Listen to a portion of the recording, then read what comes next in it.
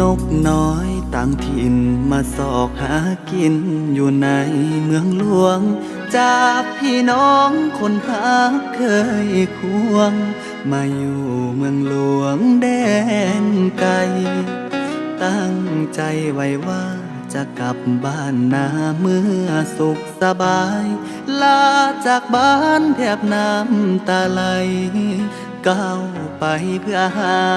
งานท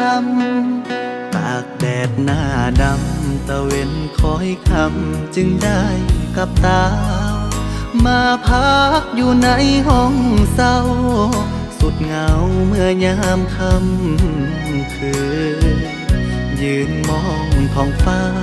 เห็นเมฆขาวหัวใจสะอื้นลมหนาวเมื่อยามกลางคืนหนาวสั่นสะท้านดวงใจห่างไกลหัวใจมันแสนจะเศร้า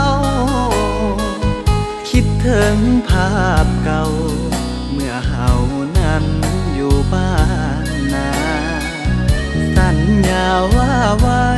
พร้อมเมื่อใดจะหีบกลับมารอคอยลูกก่อนเถิดนาจะกลับมาเมื่อลูกได้ดีอีก2-3 ปีพ่อแม่นี้จงตั้งตารอจะหอบเงินไปฝากแม่พ่อเก็บเงินพอจะหีบคืนบ้านสงกรานต์ปีหน้าลูกขอสัญญาพาใจกับตาห่วงหาทุกแรงคำเศร้าคิดถึงเจ้าบ่มีเว้นไว้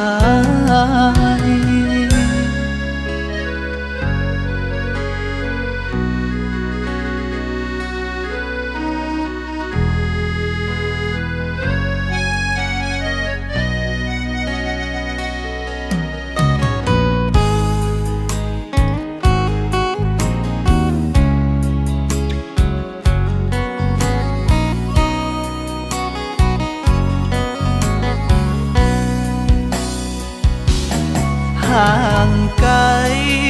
หัวใจมันแสนจะเศร้าคิดถึงภาพเก่าเมื่อเฮานั้นอยู่บ้านนาสัญญาว่าไว้พร้อมเมื่อใดจะหีบกลับมารอคอยลูกก่อนเถิดนาจะกลับมาเมื่อลูกได้ดีอีก2-3 ปีพ่อแม่นี้จงตั้งตารอจะหอบเงินไปฝากแม่พ่อเก็บเงินพอ